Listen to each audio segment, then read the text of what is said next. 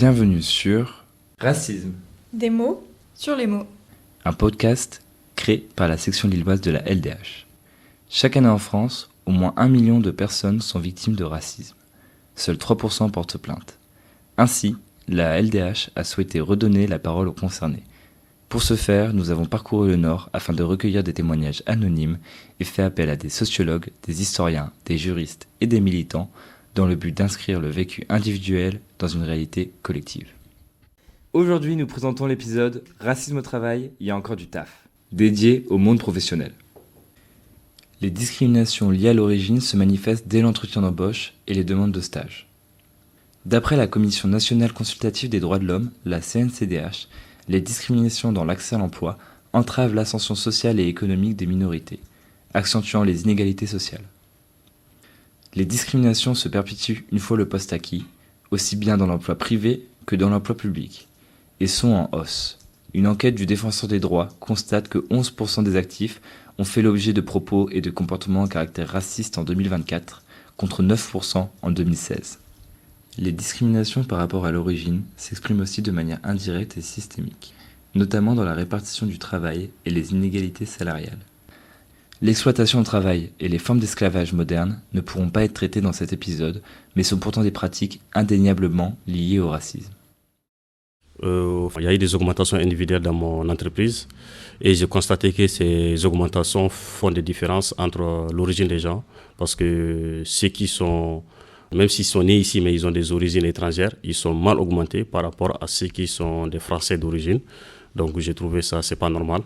Et on a constaté, on a fait des différences. Il y a des gens qui étaient dans l'entreprise pendant des années avant des nouveaux qui sont arrivés.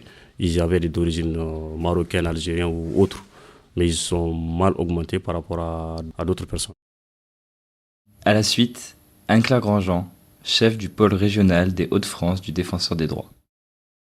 Parmi l'ensemble des domaines dans lesquels les discriminations peuvent survenir, eh bien, l'emploi est toujours statistiquement le premier domaine de saisine de l'institution et donc des hypothèses dans lesquelles les situations et comportements discriminatoires peuvent intervenir, qu'il s'agisse d'ailleurs de l'emploi privé comme de l'emploi public. Une fois, mon directeur est venu dans mon poste de travail en voulant me dire de déplacer ma voiture. Donc, au lieu de dire que déplace ta voiture, il m'a dit de venir déplacer ma poubelle parce que ça gêne. Donc, cette expression a tellement m'a choqué, moi, déjà. Une fois, on était en pause. On profitait pour prendre du soleil avec tous mes collègues, quoi. Et mon directeur, en partant à la maison, il est sorti du bureau, quoi. Il est venu vers nous, il nous a salués. Après, il m'a dit pourquoi tu prends du soleil alors que tu n'as pas besoin. Donc tous mes collègues ont rigolé. Moi, je suis resté tatanisé parce que ça m'a surpris cette phrase. Puis je suis resté bouche bée, quoi. Les discriminations se notent aussi dans l'accès au stage. Dans le témoignage suivant, une jeune rapporte l'expérience d'un proche en recherche de stage dans le domaine de la charpenterie. Lui, on lui a clairement fait comprendre que pour travailler en charpente, fallait pas être algérien. Non, c'est vrai que c'est un lien énorme, là. Voilà. Des choses de ce genre-là, et ce qui a fait que dans même le parcours scolaire classique, il y a des fins, son alternance, il n'a pas pu la trouver. Majoritairement à candidat égal, il était même des fois plus diplômé que la personne qui était en face de lui, et il n'a pas été pris. Évidemment, personne lui dit non plus, on t'a pas pris parce que t'es arabe. Oui. Mais bon, C'est le cas. c'est le cas et c'est quand même déplorable. Et en parlant même avec des professeurs, c'est vrai que des fois, les seuls élèves qui trouvent pas de stage, c'est des gens qui ont des origines. Lui, en plus, c'est des origines, c'est même pas sa nationalité. D'après le Défenseur des droits, l'origine perçue constitue le principal facteur d'exposition aux discriminations dans la recherche d'emploi. Les personnes perçues comme noires, arabes ou maghrébines ont un risque 2,8 fois plus élevé que celles perçues comme blanches d'en rapporter l'expérience en 2024, contre 2,2 en 2016. À Lille et à Roubaix, le collectif Kif Kif promeut l'égalité et lutte contre les discriminations depuis 2013. En tant que responsable des actions de testing du collectif, Thibaut Roger, sociologue de formation, présente une enquête sur les discriminations dans l'accès au stage. Les services de la DILCRA ont accepté de nous soutenir en 2024 pour conduire cette étude statistique qui visait à comparer les chances de réussite entre deux candidats fictifs qu'on a appelés Antoine Levent, donc un patronyme à consonance franco-française, et Nordine Chaouch, qui est un patronyme à consonance maghrébine. Donc on compare leurs chances de réussite dans leur accès aux opportunités de stage via des demandes spontanées. Pour dire les choses simplement, on a envoyé des courriels de demande de stage au nom de ces deux candidats à près de 2500 entreprises, principalement des TPE et des PME. Et les résultats sont sans appel puisque Julien, donc le candidat au patronyme à consonance franco-française, obtient 64% de réponses positives de plus que Nordine dans les mêmes conditions de prise de contact. Donc c'est considérable, hein. Ça veut dire deux choses. La première, c'est que l'origine supposée du candidat, elle suffit à influencer la probabilité d'avoir une réponse positive, et que de fait, l'origine perçue joue un rôle déterminant dans le processus de sélection à l'arrivée. C'est quand même le premier pas dans le monde du travail. Donc il y a un désenchantement incroyable en fait tout de suite, des personnes qui mettent un premier pas dans un parcours de discriminé qui peut être très long. Et même la qualité du stage, c'est aussi un signal sur le CV à l'arrivée. Qui est un peu abject, c'est de faire porter sur les responsabilités individuelles. Le manque de connaissances sur les codes attendus du marché de l'emploi, sur le fait de ne pas savoir construire un CV, une lettre de motivation.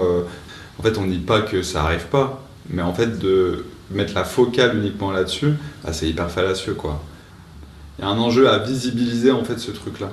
Mais après, il faut faire du testing plus offensif, qui mène à la constitution de preuves devant la justice, etc., quoi. Je devrais pas me poser la question, est-ce que je dois mettre ma photo sur mon CV? Parce que typiquement, sur mon CV, j'ai des cheveux lisses. J'ai des cheveux attachés, on voit pas, mais j'ai des cheveux lisses parce que je me dis, peut-être que ça passe un peu mieux. Ça fait un peu plus propre, un peu plus carré, alors que non. Mais je me rappelle qu'une fois, j'ai accompagné des jeunes pour de l'insertion à l'emploi. Les discriminations sont une réalité, mais du coup, ils l'ont vraiment intégré et concrètement, donc ça veut dire qu'ils ne sont pas motivés à chercher en se disant « non, je vais être rejeté ». Et il y a eu un jeune homme qui a été honnête avec moi et qui m'a dit « Vous savez, madame, là, de toute façon, quand j'ai fait cet entretien, j'ai été en jean et en casquette. » Et j'ai dit, pourquoi t'as fait ça? Et il m'a dit, de toute façon, le gars, on le connaît, on sait qu'il est raciste. Je savais qu'il allait pas me prendre, mais qu'il était obligé parce que le directeur du lycée ou je sais pas qui lui avait remonté les bretelles, donc il jouait le jeu. Mais en fait, je savais qu'il allait pas me prendre. Et moi, ça m'a dérangée profondément parce que je me dis, non seulement ils ont intégré le fait qu'ils allaient peut-être pas s'en sortir, mais maintenant, ils répondent carrément à ce que certains attendent d'eux. Et ça, franchement, ça fait mal.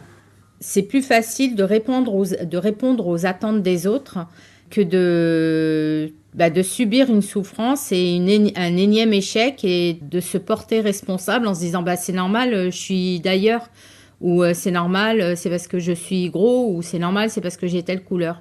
Et ça, c'est violent, mais quelque part, je me dis quand même, c'est quand même une revanche. Thomas Audoust, syndicaliste du syndicat Sud au ministère du Travail et membre du comité national de la LDH, qui travaille notamment sur les conditions de travail indignes, nous présente la notion de discrimination systémique. Depuis la décision du Conseil des prud'hommes du 17 décembre 2019, on voit apparaître cette notion de discrimination systémique.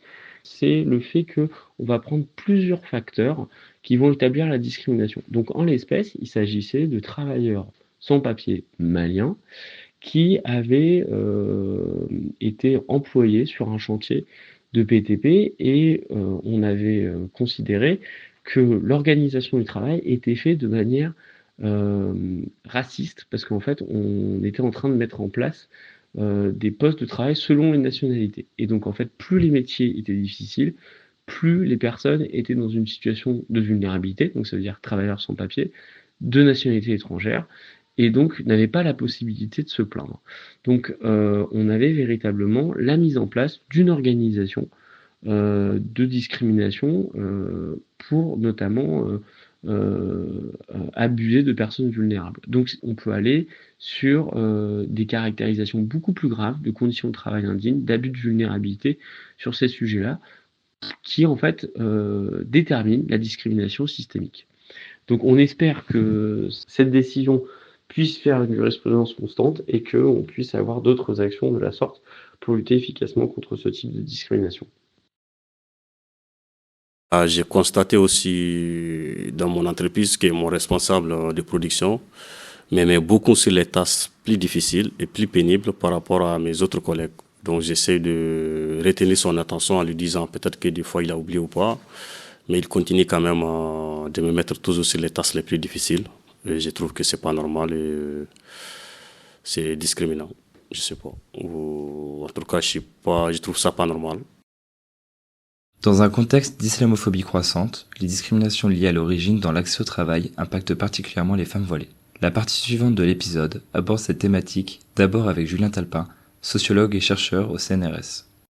Sur l'accès à l'emploi, il y a des pratiques discriminatoires qui sont aujourd'hui, j'ai envie de dire, parfaitement institutionnalisées, diffusées, répandues et structurelles, tout particulièrement pour les femmes qui portent un foulard. Et d'ailleurs, il faut le dire très concrètement, aujourd'hui, c'est extrêmement difficile pour une femme qui porte un foulard de trouver un emploi, et a fortiori un emploi qualifié. Et c'est là aussi où il faut rentrer un peu dans le détail. C'est que d'une certaine façon, il y a une forme d'acceptation ou de tolérance pour les emplois peu qualifiés de signes religieux visibles. Je pense évidemment au personnel de service. Mais en revanche, pour les emplois qualifiés, c'est beaucoup plus compliqué. Et il y a des pratiques discriminatoires vraiment enracinées dans les entreprises du secteur privé, où on considère au fond qu'une femme qui porte un foulard ne pourrait pas s'intégrer dans le collectif que constitue l'entreprise. C'est souvent des arguments qui sont mis en avant en fait par les DRH. La visibilité au fond du marqueur religieux serait une entrave à la bonne sociabilité de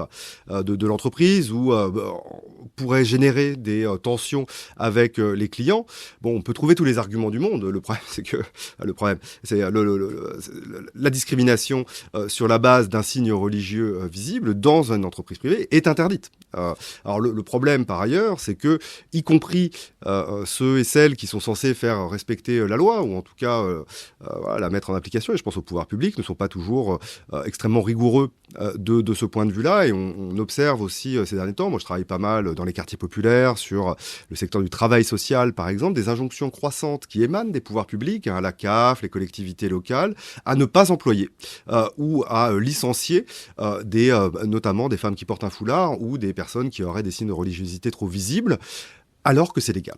Je pense notamment au cas d'une MJC à Tourcoing, en fait, qui a perdu tous ses financements publics parce qu'elle avait refusé de licencier en fait des salariés qui portaient un foulard, alors que une fois de plus, je le redis, cette MJC qui a un statut associatif avait tout à fait le droit d'embaucher des femmes qui portent un foulard, puisqu'elles n'étaient pas soumises aux règles de la laïcité, notamment la neutralité du service public. Après, forcément, les emplois qu'on va me proposer, c'est femme de ménage, c'est dans la restauration, etc. Et alors, ça peut être aussi pour les formations, parce que moi, j'aimerais bien me former, mais c'est vrai que même là, les formations, c'est ça qui me pose problème, c'est les formations, où on peut pas. Et donc, tout revient au fait que je porte le voile, quoi. Donc voilà, on va me cataloguer comme ça. À ce que je porte sur la tête. Voilà. Il y a pas mal de formations où on n'est pas accepté avec le voile. Après, ça va être des petites formations, mais c'est pas ce que je souhaite faire en fait. Mais c'est vrai que je me vois pas dans l'optique de rester, si ça continue comme ça en tout cas, si l'ouverture d'esprit ne se met pas en place rapidement. En fait, j'étais en recherche de stage pour ma deuxième année de pharmacie, en fin de deuxième année de pharmacie. En fait, j'avais appelé au téléphone... Et il m'avait dit par téléphone que oui, il n'y avait pas de souci, que je pouvais venir avec ma convention pour faire signer mon stage, etc. Et quand je suis arrivée, et en fait, tout de suite, j'ai vu son regard, il était perturbé, quoi. Il était un peu perturbé par ma présence, etc. Je lui ai dit, du coup, c'est moi qui vous ai appelé par téléphone pour venir signer ma convention de stage. Et il m'a dit, ok, donc c'est un stage d'observation, etc. Et il me dit, mais du coup, comment on fait ? Et moi, personnellement, j'avais pas trop compris. Moi, je pensais que c'était la première fois qu'il y avait une stagiaire et il savait pas trop comment on faisait les papiers, etc. Il me dit, Je dis, pourquoi vous n'avez jamais eu de stagiaire? Il me dit, non, mais comment on fait par rapport à votre voile?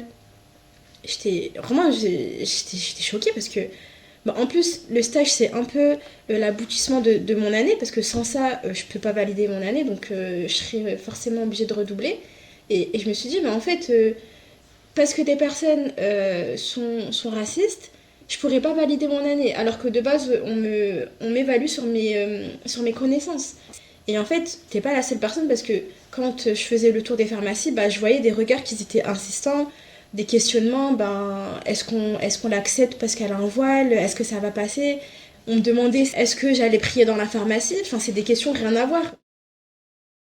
Wajdi Liman, directeur du centre d'entraînement aux méthodes d'éducation active, ou CEMEA Île-de-France, partage ses observations sur les difficultés d'accès au stage en fin de formation pour les femmes voilées. Aussi bien dans les formations de l'animation que dans les formations de travail social, quasiment la moitié de la formation est une formation pratique, donc ils doivent aller sur des terrains. Et ce qu'on a observé, c'est qu'effectivement, selon les années, il peut y avoir des difficultés pour certaines personnes qui portent des signes religieux, c'est essentiellement les femmes qui portent un voile, de trouver tout simplement la formation pratique, un stage. Alors ça, ce qu'on a observé, c'est que c'est vraiment très aléatoire selon les années. Il y a des années où effectivement les structures médico-sociales n'expriment pas de difficultés particulières et n'ont pas de problème pour trouver des stages. Et il y a d'autres années, effectivement, où on se rend compte que c'est quasiment impossible. Et quand on appelle les établissements, ils nous disent que voilà, cette année, ça va être compliqué pour eux de prendre ces types de profils. Et là, ce qu'on voit, c'est que très souvent, il y a deux options. Il y a effectivement, alors ça, en sachant que ça, c'est une des contraintes qu'on pose dès le départ de la formation. C'est-à-dire qu'on met les pieds dans le plat quand on commence à aborder la question de la laïcité. On dit qu'effectivement, pour certaines personnes, ça va être une des difficultés.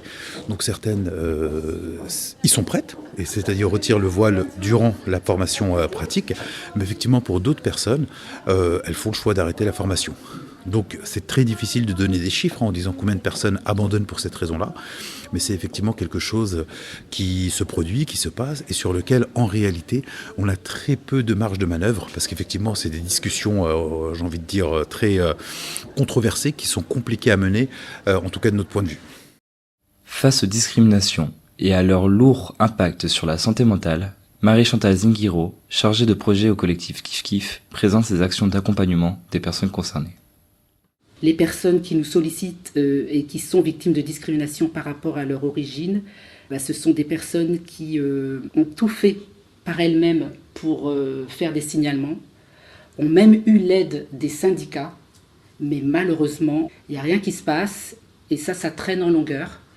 Les personnes nous sollicitent quand vraiment elles sont à plat psychologiquement. C'est vraiment de travailler avec elles toutes les compétences psychosociales, c'est-à-dire il faut réorganiser les priorités pour ces personnes parce qu'elles sont livrées à elles-mêmes, elles sont isolées pour la plupart du temps. Le travail du collectif est vraiment d'accompagner cette personne sur tous les rendez-vous. Parce qu'il y a des rendez-vous qui se multiplient, il y a les rendez-vous avec la médecine du travail, il y a les rendez-vous avec la sécurité sociale, il y a les rendez-vous avec le CMP quand elles acceptent d'y aller, il y a les rendez-vous avec le psychologue quand elles acceptent de rentrer dans un dispositif Mon Soutien Psy.